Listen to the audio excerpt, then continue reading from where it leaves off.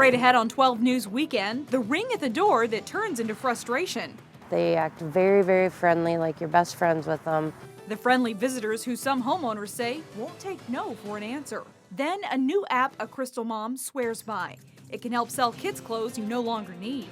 But first, a construction turnaround. What we really need is more engineers. Some companies say they can't find skilled workers fast enough. 12 News Weekend starts right now. Hello everyone, and thanks for joining us. Summer hiring has helped unemployment reach its lowest level in 7 years. Figures released this week show Minnesota employers added 8,500 jobs in June. The sector with the biggest gains was local government, as cities and school districts moved past hiring constraints felt during the recession. The state's unemployment rate fell to 4.5%, about a point and a half lower than the national rate. One industry that has made a remarkable turnaround is construction. That sector lost 46,000 jobs statewide during the recession. Now it's the fastest growing industry in the state. And as Carissa Wyant reports, some construction companies can't fill positions fast enough. If you just measure construction activity by the number of tower cranes, we're probably tenfold from where we were just 5 years ago, and employment follows that. The new Viking Stadium is just a glimpse of the busy schedule that lies ahead for Golden Valley-based Mortenson Construction. Speaking at a clean energy summit, company president David Mortenson says the construction industry is steadily growing in Minnesota, and finding enough skilled labor has been a challenge. We need more people at the engineering level, at the craft level, at the management and leadership level, if we're going to continue to be able to meet our customers' needs. Making sure that students are prepared to lead the way in those types of careers is starting early at the elementary school level. Educators are working to educate students in the science, technology, engineering, and math areas. Students as young as kindergarten are using all kinds of different technologies. In Osseo area schools, educators are working hard to build curriculum focused on using technology. Jobs now are looking for students who are able to collaborate really well on different platforms, not only face-to-face, but then also through technology. And developing skills particularly in math and science. A lot of jobs today are evolving at the edges of fields, so we aren't just chemists, we aren't just biologists, we're integrating skill sets, and engineering and education helps kids discover that all of their talents and abilities are related. Mortenson says those skills will translate to good jobs in the construction industry. What we really need is more engineers, more boys, girls, men and women focused on the sciences and the maths. And educators seem to understand that. Learning is not something we're doing just because, but because it will take us where we want to go in life. Carissa Wyant, 12 News. Mortenson Construction has projects all over the globe. The Golden Valley Company also was recently chosen to help build the new ballpark for the Atlanta Braves. A rule change this summer will impact where you park in Golden Valley this fall. New winter parking rules will go into effect in November. No parking on public streets or alleys will be allowed between midnight and 6 a.m. Members of the Golden Valley City Council felt the change was necessary to help snowplows get through narrow and hilly streets. In our weekend review, the city of Plymouth and the Wayzata School District met to go over plans to expand Wayzata High School. The school district is preparing for an influx of students as more families move into the district. Officials predict an additional 900 students at Wayzata High School over the next decade. The school district is trying to determine how to best use former golf course land it owns next to the high school. Wayzata High School has the largest student enrollment in the state, just ahead of Eden Prairie. The race for Hennepin County Sheriff is heating up. Minneapolis Deputy Police Chief and Iraq War veteran Eddie Frizzell is challenging incumbent Rich Stanek. This week, Frizzell broke his silence about why he's running. He accused Stanek of absentee leadership and says his policies have contributed to lowered employee morale. Stanek's campaign chose not to directly address the accusations this past week. And a Golden Valley company is moving its operations to a new development in Brooklyn Park. Perbix Machine Company plans to move to the soon-to-be-developed North Cross Business Park along Highway 610. Perbix is the second company planning to relocate to the business park. Worth Adams Nut and Bolt Company is moving from Maple Grove to the same site. Well, some call them annoying, others persistent. Whatever your view is on door-to-door solicitors, the city of Brooklyn Park says it's getting more complaints about them. Here's reporter Sonia Goins. Come here. Kim Hutchins would rather play in her backyard with her dogs than answer her front door. We have had the security system people come to our doors. They will come to the door and they act very, very friendly, like you're best friends with them. And then they say they've got this thing going on that if you allow them to put a sign in your yard, they will give you money towards a security system. Kim says she would say just about anything to make the persistent peddlers go away. I tell them that we're in foreclosure even if we're not, just so they leave me alone. But the security crews are not the only ones making stops in this North Brooklyn Park neighborhood. The meat people come around on their truck, and they'll stop by every few weeks. I don't know how many times I've, again, told them I was a vegetarian and I wasn't. Brooklyn Park officials say they've seen an increase in complaints. One of the complaints that I heard about was regarding a security system company that was going door to door. Any door-to-door peddlers or solicitors must register with the city. That opportunity is out there, so that's why the licensing piece is so important. The folks, they have to submit all their information along with a photograph. They get checked by the police department. Door-to-door salespersons are not allowed to knock on the door before 7 a.m. or after 9 p.m. They're also not allowed to make claims that the city endorses their products. I want them to go away, yes. If someone comes to your door and they're just annoying and just won't go away, you can call the police or you can put one of these signs up. In Brooklyn Park, Sonia Goins, 12 News. According to the Minnesota Attorney General, residents have 3 days to cancel something they've purchased from a door-to-door salesperson. If you don't take action within 3 days, you may be locked into a costly and unwarranted purchase. Coming up on 12 News Weekend, an increasingly popular alternative to those garage sales. We'll show you a Crystal mom's innovative way to sell kids' clothes. And later in sports, a local tennis camp continues to bring together players from all over the world.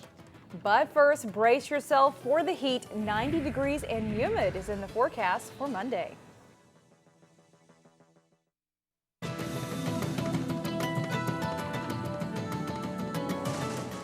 what goes on the beach?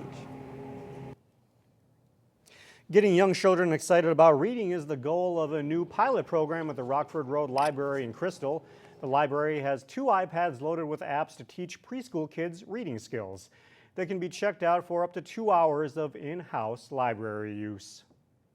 And they are preloaded with applications that will develop those early literacy skills around the 5 best practices of read, write, play, talk, and sing. The iPads were obtained through a grant. They're available at other county libraries as well, including Brookdale and Champlin. If the program is successful, organizers say it may be expanded in the future.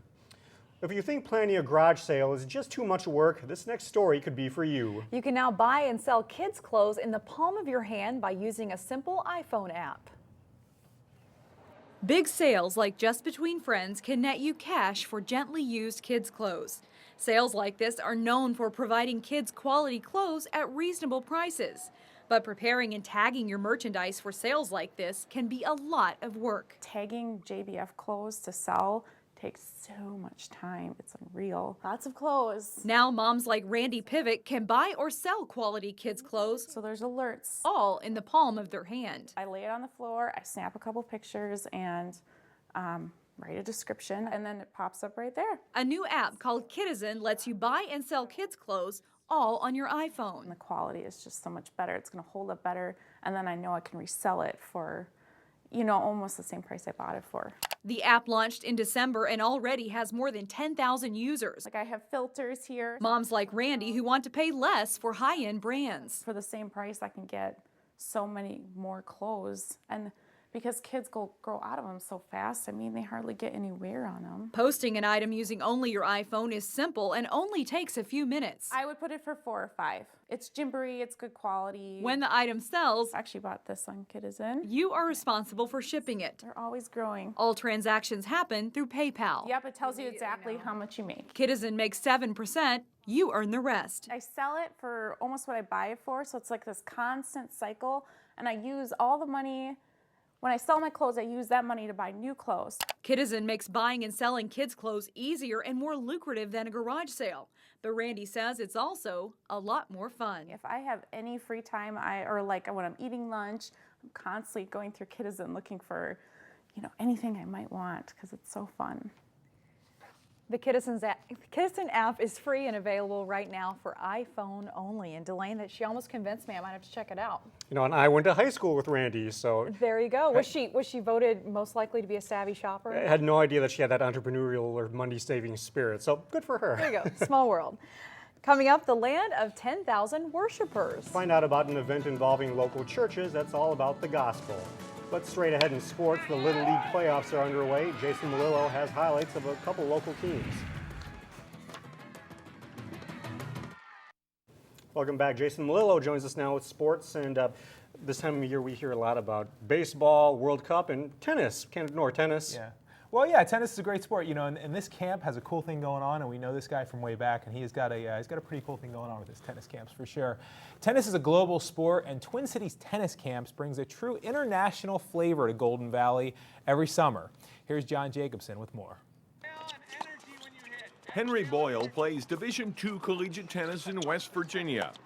But this summer, the 19-year-old from London, England, is spending 6 weeks in Golden Valley as an instructor at Twin City Tennis Camps. I wanted to explore a different part of the States. So Minneapolis, I've heard many good things about it. So I wanted to explore here, but get some quality coaching experience as well. Henry is one of a growing number of instructors and players to find the TCTC camp.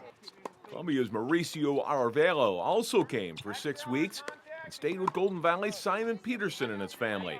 Simon plays varsity tennis for Hopkins. What a good experience for both teams. It's been great, you know, learning about Columbia and cheering for the Colombian soccer team in the World Cup. And he's well, of course, in Colombia they have clay, so he plays with a lot of consistency and a lot of topspin. So he's a very good player. Yeah, it's a good experience because it's like my 5th time that I come to like internationality, like travel along, you know, and it's so good. I feel good, yeah.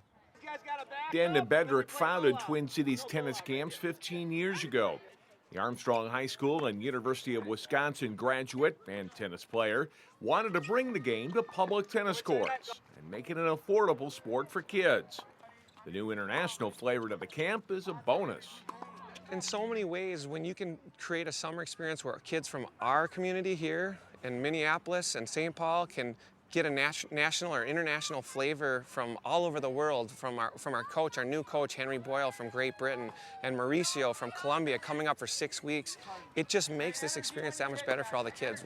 We learn that much more, all of us, me included. I think it's really important that the kids see that there's loads of players coming from different backgrounds. There's so many college players who are looking to get coaching experience in the summer. So there's definitely a market out there to get some more international quality in. In Golden Valley, John Jacobson, 12 Sports. TCTC expanded this year to St. Paul. Their new East Side location is at St. Paul Academy to better serve tennis players in the East Metro who had been driving all the way to Golden Valley for the camps. Well, in Little League Baseball, the District 1 playoffs are underway. Golden Valley is the site for the 11-12-year-old age bracket Golden Valley and Plymouth New Hope meeting in the quarterfinals. Golden Valley is out of the gate quick. Zach Duggan, base hit the other way, scores Adam Bewin and Ben Eggstad for a 2-0 lead. Plymouth New Hope answers, though, with 4 of its own in the bottom of the first. Bjorn Jensen's shot to the fence scores Aaron Luttrell and makes it 4-2 PNH. Second inning, Travis Mosley will crack a double for Plymouth that plates Zach Myers and Patrick Bray for a 6-2 lead. That lead would eventually go to 8. Top 5th, Golden Valley trying to rally. Miles Halligan golfs the low pitch, and that one is not coming back. It's a solo shot, cutting the lead to 8-4. But in the bottom half, PNH goes yard 2. Zach Myers solo shot over the center field fence. Plymouth New Hope goes on to win it 10-4. Last week, the Minnesota Wild brought in some of its top young players for the 2014 development camp. One of those guys is former Wayzata star Mario Lucia. Lucia was drafted by the Wild in 2011 following his junior year at Wayzata. Lucia has now played 2 seasons at Notre Dame, scoring 16 goals and 31 points for the Irish this past winter. Lucia probably isn't ready for the NHL level right now, but the Plymouth native feels good about his progression. Just getting more mature, stronger. You got a big frame and you just got to keep putting mass on and stuff like that. And with mass comes everything like speed and strength and just being able to be playing against men instead of playing against boys like you were in high school. You know what? He's a clever player. I love the way he distributes the puck. He moves his feet, he sees the ice, he gives the puck up, he skates. You can, in a way, you know, you can generalize and say you can kind of tell that he comes from a hockey family because he gets the game.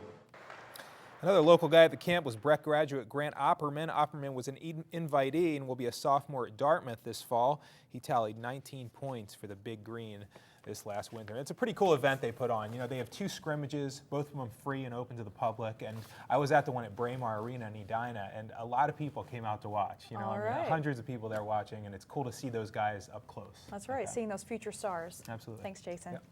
Still ahead, local churches come together for a very unique worship experience. And we'll be right back.